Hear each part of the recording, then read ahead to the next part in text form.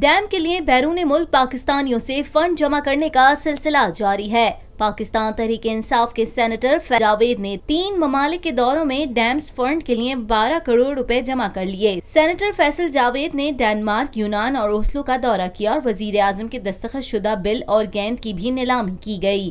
فیصل جاوید نے کہا، بیرون ملک مقیم پاکستانیوں کا جذبہ قابل تحسین ہے۔ بیرون ملک پاکستانیوں کا ملک کے لیے یہ جذبہ قابل تحسین ہے۔